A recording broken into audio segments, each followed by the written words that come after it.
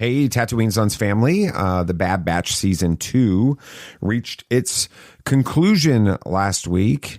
And as you'll hear on today's episode, our reaction and thoughts might go against the trend just a bit. We liked it, but our feelings may have been skewed. And let's just say we're blaming the official Star Wars social media accounts for it. Thanks for listening to us and letting us get it off our chest. Be sure to stick around to the very end of the episode for a tease about something big happening in May. This is Tatooine Sons. It's true. All of it. What is the name of the Porg on the Millennium Falcon? Force is strong in my family. What do you think his name is? It's a big moment. I'm a Jedi, like my father before me. Maybe Turbis? Do or do not. There is no try. Turbis? Pablo, if you're listening to this live stream, that Porg's name is now Turbis. It's a good Star Wars name. We're not done yet. These guys recorded an awesome podcast called Tatooine Sons. Everybody was lit. Maybe. I bet. Yeah, since some of us have been up since 3 a.m. this morning. But we finally got a chance to watch The Bad Batch. Yeah, it's about time. That's good. But before we do that, I want to know, okay, initial reaction to our first Harry Potter movie, Harry Potter and the Sorcerer's Stone. Samuel the Hutt, go first. I mean, it was fine. It was, for lack of a better term, cute, I guess. I mean, it was pretty kiddie if you think about it, but not bad by any means. I'm interested in seeing the rest of the franchise.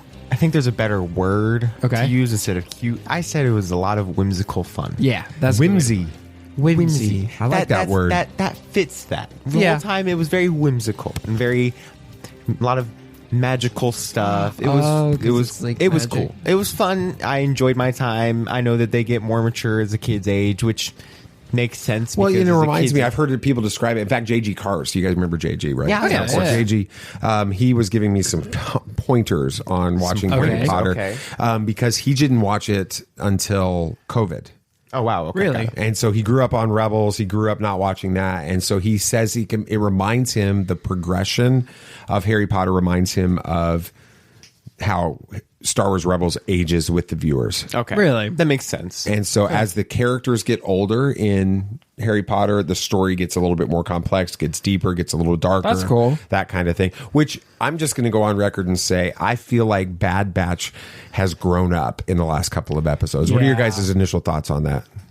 Well, I mean, can we just say it? Like, that ending was tough. Yeah, that last episode was a lot. Nate and I, unfortunately, were spoiled to heck and back for it. Well, just that every happens. other post. Yeah.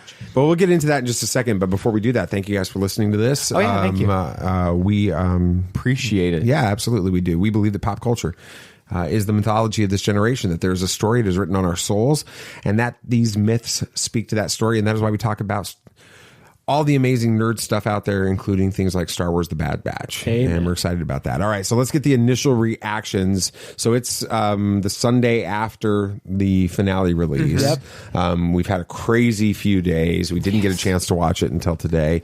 And in reality, we're pretty exhausted over all the stuff that we've had to do over this weekend. But we wanted to take a second to watch it and record this episode with it. So I'm going to start with BB Nate. Give me your rating on a scale of 1 to 10 of the Bad Batch season 2. So the entire season. The entire season. Oh, wow. I'm strangely critical of this show. You are critical of this show. Yeah. Because I know how great Dave Filoni can do with Star Wars, and I know that he can do great with this show, and he has done great with this show. I just consistently feel like there is a lot of points where I don't know where we're going with this show, and I felt like this season had a lot more of those moments than the first season. It had more moments of you didn't know where the show was going? Really? A lot of moments where it was just, we had episodes that just felt off and Okay. felt like kind of derailing, like the pod racing episode. Okay. And had those moments. And then we would have amazing episodes, like some of the Crosshair ones. And then these It does last feel like few the episodes with Crosshair have more weight to them. They do. than Yeah, anything definitely. else. And the episodes with Echo and Crosshair had a ton of weight. But in between that, it felt like the Bad Batch just wasn't overall important Okay. at some points. All but right. I Almost like how really they Give me a rating then. Book of Boba Fett. yeah, I really did enjoy my time. Scale of 1 with to the show. 10. I'm gonna be an IGN 7. I was going to say, Okay. I thought 7 was coming. What about you, Sam? Yeah, I think I got to echo a lot of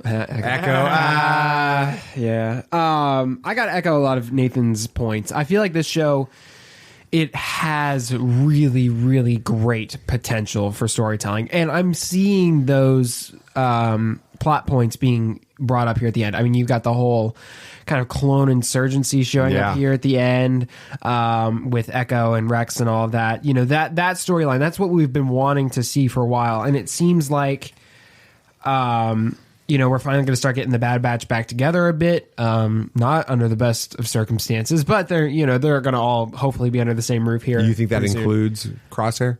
Yeah, No, well, okay. he's in the facility with Omega. So Then we have to say it that way. yeah, because her sister said so. Oops, sorry. That I didn't get spoiled on. At least I did not get spoiled on that part. But yeah, I think that this show has so much potential, and it just took a long time to get to that point. Okay, so number rating 1 to 10. I would give it. I'd probably give it around a 7.5. It was decent, but if the whole Crosshair storylines or this quarter of the season had been more of season 2, my rating would be. How many episodes were in season 2? 16. Yeah, I think it This suffered season from could have been half of it. And then Well, we could I have get resolved that, but here's other here's the things. argument against what you guys are I talking understand. about. We obviously, you know, the big emotional moment of this season, the finale and everything is the loss, and I'm going to use that word very strategically, the loss of Tech. Yeah, I noticed looking back, there's a lot of tech-centric episodes or episodes And we where needed those, what you think of are derailed episodes, or understand, what yes. some people have said are filler episodes, and those types of things. We need those episodes in order to world build and to character build, to build Yeah. connections. Specifically, the emotional weight of that final episode happens because Omega is forced to build her relationship with Tech because Echo left Right. the Bad Batch. Yeah. And so a lot of the things that we saw, especially the Pabu, I think is the name of the episode, the where they go to the island, and, Right. and all of that. There's very much tech related relationship stuff going on there. A lot of this second half of this season focused in on Tech with that and the relationship that Omega has with Tech on that. So I understand. I understand where you're coming from, but I'm going to make an argument against it even further in just a second. But I'm going to give you my rating. I'm going to probably give it an 8 because those scenes, there are moments in this that are really powerful. And here's where I back up and I remind you of seasons 1 and 2 of Star Wars Rebels. Yeah. I get it. And But I need to remind you of the ending of season 2 of Rebels. but the ending of season 2 of the Bad Batch Wasn't near as good as season 2 of Okay, Rebels. because you don't bring in Darth Vader, you don't have the relationship with Ahsoka, you don't have characters like Don't have that in this Maul. one. Yeah, But Kanan but and Ezra. the climax, I'm trying to think of the best way to explain it. I mean, the coming together, like, the climax of the plot lines was relatively equal in this show as it was in Rebels. The biggest criticisms of Star Wars Rebels, when Star Wars Rebels was releasing every single week, which is the same type of thing that we've experienced with Bad Batch, is that it was too kiddie, that there were too many episodes that were filler episodes, all of these types of things. Now, we have the advantage because we didn't watch it as it released, Star Wars Rebels. We binged seasons 1 and 2 on Blu-ray. Right. And so we got to, get through the filler episodes or the character building episodes or whatever people want to call those. We got to get through those and get right into the next part of the story. And so it's almost like we watched 2 long multi-episode movies with that. And if you think about stories like, The Last Jedi, Empire Strikes Back, any of those films, there are scenes, there are segments within those films that you have character building moments. You okay over there, BB Nate? Yeah, I'm good. You got a sneeze going? Yeah. All right. There's character building moments. There's world building moments. There's those moments, half of the stuff on Dagobah in Empire Strikes Back. If that was a series that was 16 episodes long and they went to Dagobah and he was sitting there talking to a Muppet. Yeah. Good 3/4 we would be of sitting that. there saying that's filler. It doesn't matter. It's too long. All of that kind of stuff. I think that what we see in The Bad Batch season 2 is all of the questions. If you stop and really think about it, the direction of this show, why this show exists, which is the big question you were asking, BB Nate, going into this season. Why do we need this show? I think that was answered in this. In the last couple minutes of the last episode, it was completely but those answered. couple minutes tie into things that happened Yes, all throughout I both understand. both seasons, but specifically this season. In a I large get it. way. It's just I have struggled this entire series to even start to connect with these characters. I haven't related to any of them, really. I haven't been able to really connect with them. Tech's death or loss, as you put it, was difficult. It was sad, and really it was sad. But I didn't even think to start crying like people said that they have. Okay. I didn't even consider that, and I did at Rebels. We both. Oh yeah, it's every one of But us. when did you cry in Rebels? It was season 4. You I had understand 4 that. seasons of relationship, But I was you were younger. I was really, really And you were connected to the spoiled characters. on this moment. That's too. true. I was So- really connected to the characters. When Okay, we so let's started talk about season 3. that. Let's talk about spoilers. Because we are, like I mentioned earlier, we're watching this. We watched this on Sunday. It came out last Wednesday. Yeah. So we had 4 or 5 days of you cannot be on social media. And I'm just going to go ahead and say this because I'm exhausted. But I'm frustrated not just with fans. I'm frustrated with official accounts. Yeah. Yes. I'm frustrated with StarWars.com. Oh, my word. I'm frustrated with their social media accounts because it just basically says, we don't care. We live in a world where you interact on social media every single day. I have to interact on social media for my job. Yeah. Every single day. Yeah. Social media is a part of your world. And when fans spoil this kind of stuff, It's annoying. it's annoying and it's frustrating. But you expect it. You kind of know fans are going to do that. But when I see the official Star Wars account, I trust it to not do that for a few days. And it was doing that within 24 hours. Yeah. on Mando, On right? Mando Yeah. and on this. They did it for this, I too? I got spoiled on Mando. And so anytime, honestly, frankly, Star Wars, I just muted you guys. I stopped watching your stuff. Yeah. Because I didn't want to get spoiled on this. And not that they're listening to this, but you understand. I get your frustration. You understand what I'm saying. So I should be able to trust, and honestly, I should be able to trust major news outlets as well. ScreenRant.com. I should be able to trust you to not spoil this with this kind of stuff within 24 hours. That is frustrating. And I get it. And I know the arguments. I've read the arguments online, even the last couple of days.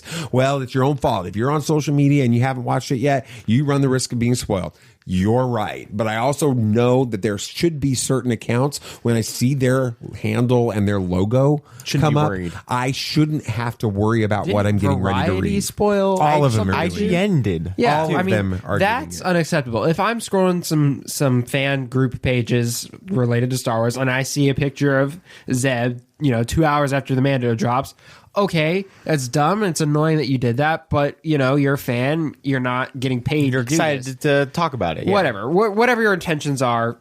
You come to expect that, but IGN and these major news outlets should be held to a higher standard. Or they should I hold get it. themselves to a higher standard. I mean, I get it. They're trying to get the scoop. They're trying to get the clicks. but when sooner clicks rather than become later. more important than the fans that are supporting them, They're going to eventually start losing out. it's frustrating. Yeah. I'm frustrated. It with is that. frustrating. With it, and the reason I bring that up is because I do think that for the two of you, being spoiled on Tech's loss. We'll Yes. talk again about that in a second. But on Tech's loss, I think it reduces the emotional impact of I that very thing. much agree. Because for me, Because the entire show, I was just waiting for it to happen. I had my hand in front of my mouth. I was freaking out. Yeah. I was feeling what Omega was feeling. I was going through that knowing that this is the pivotal, like, climactic moment, and I didn't come into it waiting for it to happen. Like Nate and I were kind of, I mean, this is a bad way to put it, but I was kind of just hoping it would hurry up so I could be done with it, you know? Because Because at that point, I don't know what's going to happen after that, because that I'd assume would. So was have the different- epised better from that moment on for you Yes. guys? Yes. The final episode? Yes, because I wasn't sitting there waiting for it. Yeah. Did you guys get spoiled on any of the Sid stuff? No. No, Sid, the See, I Omega had seen sister, people talking about how much they hate Sid. So for me, going into this You were episode, waiting for that. I was waiting for the Sid stuff. Yeah, that happened at was, the very end. That was all new to me. The only thing we got spoiled on was Was Tech's Tech. death. okay. Well, let's correct that. I'm Tech's loss. of the opinion that Tech's not gone, but you Winter said Soldier? Tech's death. Sam, is Tech gone permanently? I mean, of course, I would be more than happy to see him come back, but there's also a part of me that's like, just stop, bringing characters back. I mean, this would not be the first character that fell in Star Wars that has suddenly come back and is a clone. It did feel very similar to Winter Soldier, though. Well, oh yeah, did, I mean yeah. Winter Soldier, obviously, but I'm talking about Palpatine too. Like he went through the exact same thing almost and came back, right? Of course, I love Tech. Of course, it would be awesome to see him come back. I'd probably be like, okay, that's a little overdone at this point, and then move on with my life if that happened. But I kind of hope they stick to their guns with it. I know that's horrible, and I'm sure so many people are upset that I've said that, but that's my opinion. I think some characters need to stay dead. Now I'm happy that they already did that with Boba Fett, so he's back and we're good. We can Right. move on. So from there. your guy came back, so now we can We're kill good. off Tech. We're good. Okay. But I get it. I mean, but you get my point. Sometimes even knowing Tech's death, I'm kind of like, well, it lessens the impact because there's a pretty good chance he'll probably come back, especially since we didn't see him die. Like An off-screen death is not a death in Star Wars. or yeah. Marvel, or really a lot of things. So it kind of lessens the impact, in my opinion. Okay. What about you, BB Nate? Is Tech gone for good? I don't know. I mean, whenever Dave Filoni wants you to know that somebody's dead, he makes it known. Yeah. He drags on that emotional trauma for like 5 minutes. Like Kanan. Yeah, exactly. Like Kanan. And keeps reminding you of it for the next 4 episodes. But we didn't have that in this. We just saw him go. And then Omega was struggling with it for a little bit, and then they got attacked by the Empire, and then Omega's gone. They didn't harp on it for all that long. I mean, it was pretty short. And we saw that the doctor guy, I forget his name. Hemlock. Okay, Hemlock. Had goggles. Whether or not they're Techs. Oh, I think they are Tech. I think they are. That means that they found his body, most likely. And so at that point, the Empire has it. Yeah, but the Empire lies. This is Well, also obviously. true. But also, we thought Echo was dead.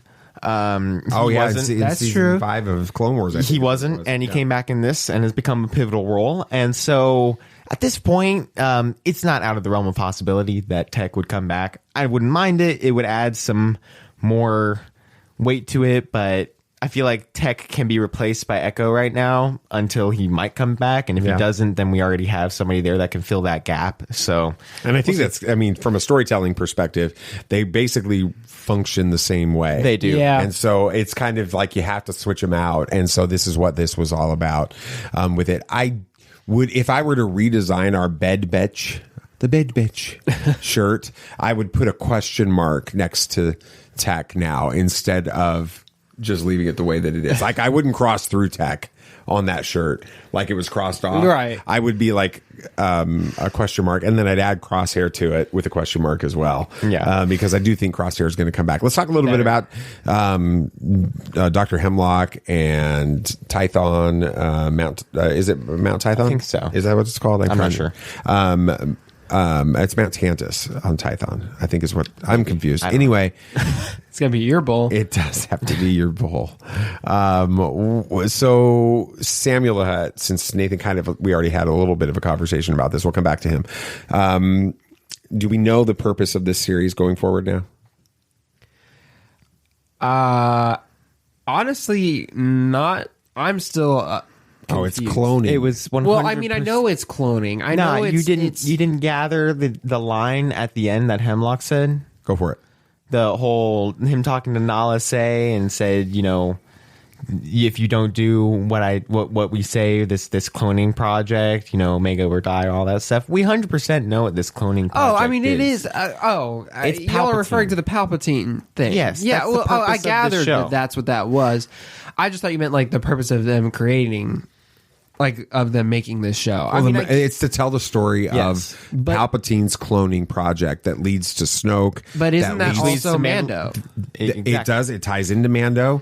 It also leads to, and we haven't talked as much about this, and it's not something that has been written in detail yet. But we're going to see Palpatine's son's birth in this series. In this Bad series? Batch? Rey's dad. We're going to see that in this series. Maybe. Okay. Yeah, that wouldn't Because the surprise me. timeline works. Yeah. With it. It helps explain that story, and this is all about cloning. Yeah. At this point. Yeah. It is. Well, I mean, that's been most of the stuff they've been releasing so far, which is kind of brilliant if you think about it.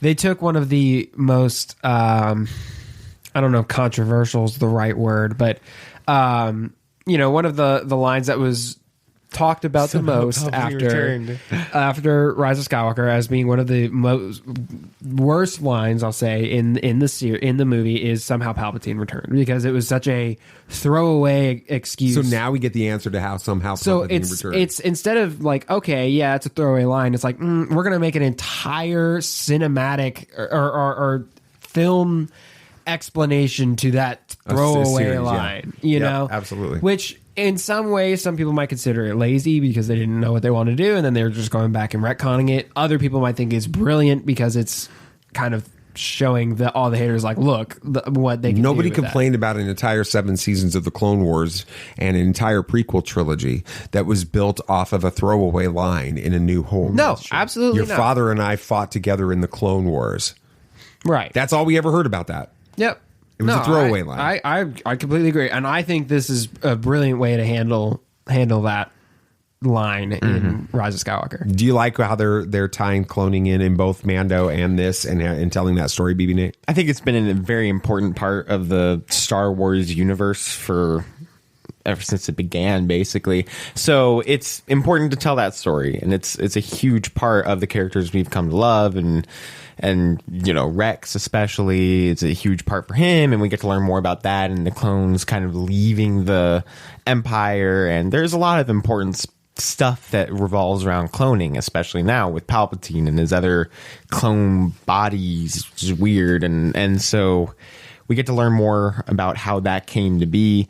And it's not in like my gripes about people saying, well, I wish we had a Snoke backstory book. Well, no, because if people that don't read books wanted a backstory, then they'd have to read the book, and they won't eventually do that, and they won't know what's going on. And then if they use stuff from that book to explain important plot details in Rise of Skywalker, this was after The Last Jedi, then people aren't going to understand what's going on. Now, people that want to watch something and don't read, they're able to get all these explanations not in a book. And so they get to actually learn what's going on without having to spend reading 450 pages of a novel to explain why Palpatine did all that stuff and how he did all that stuff. And in some ways, this is more epic. It is. if you think about it. Instead of okay, cool, that was a nice book. It's like, Right. no, we're gonna make multiple. Yeah, shows and all of you that are multiple big seasons of readers, we shows. apologize for Sam saying No, that. I mean, I'm not saying that it's not. It can't be, and all you authors that we'd love to have on the show. I mean, think about the scale, right? You've got a book or multiple seasons of multiple shows dedicated to it. Well, if you go back, The and scale is a lot larger. I think if you go back and you find our episode after Chapter 2 of The Mandalorian, The second episode. you will. That was when we were introduced to Dr. Pershing. Oh, yeah. And the client. and all of those types of things. We had that even more intense, and we were seeing, and it may have been in the first episode. Actually, We had some It was the stuff in the first first episode episode. where we started. We saw Dr. Pershing, and we saw the badge on his shoulder that reminded that was the same badge as what we see on all of the clones in Attack of the Clones and those types of things. We said it on this show all the way back in November 2019, before The Rise of Skywalker came out. We said they're going to retcon the sequel trilogy and fill in all of the gaps in all of our knowledge as to who these people are and what's going on with all of these things. They're going to fill that in, and all of the questions that we walked away from the sequel trilogy with as being unanswered are going to get answered in Mandalorian, and obviously we're seeing the same thing in the Bad Batch. We're going to see that in probably Skeleton Crew. We're going to see that in some of these others that are coming out as well. Just in the same way that all of the questions that we had after the prequel trilogies were answered in the Clone Wars series with it. And that is how you build a world. Yeah. With this.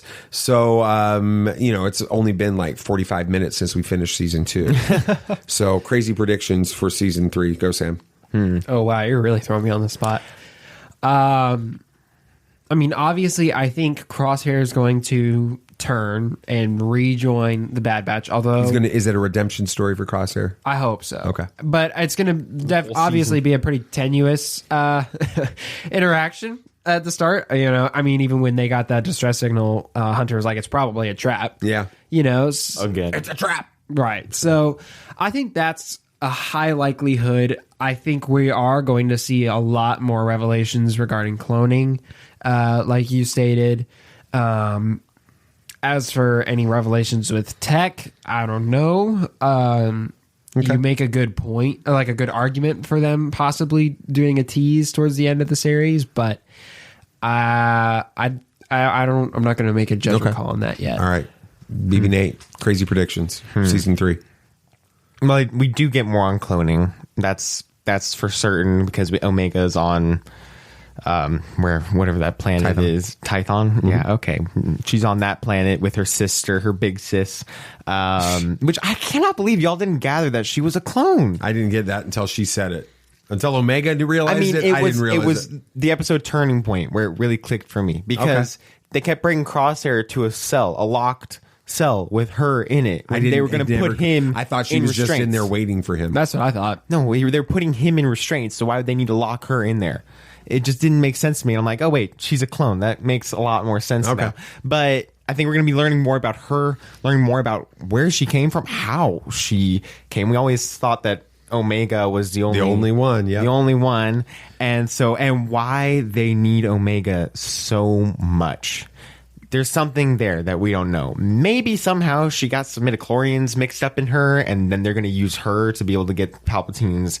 It's not going to work, and that's what leads them to Grogu and Mando. Right, or that. And so we're going to be learning more about that. We're going to, of course, learn more about Crosshair. I don't think we get anything on tech quite yet. I think you wait, because if you bring him back in a season, that's kind of just like, okay, well, why did you do it in the first place, except for emotional concern. I will concern. tell you this. I don't know that they've confirmed that there's any, more than a third. They haven't even obviously confirmed season 3. Right. They haven't even officially confirmed season 3. Yeah, which they're going to at Celebration. Yeah, it'll happen.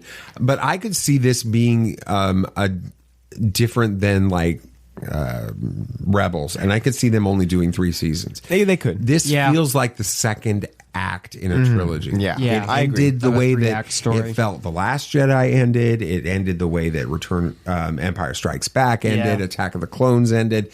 It ends with that sort of tragedy. The tragedy. It's been dark. It's been a lot of character building and world building, which those films do as well.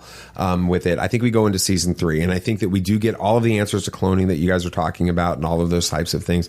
I do think that this leads to the answers to what happened to the clones, and I think that is it's going to lead to an Echo and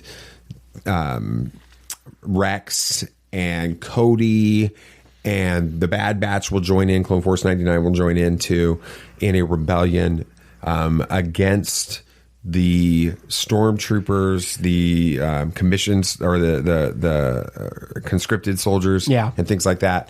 And it's going to be a big battle with that. And I think that's where we get the explanation as to what happens to the clones. And I don't think it ends well. So can we talk about the most overlooked part of these last few episodes, though?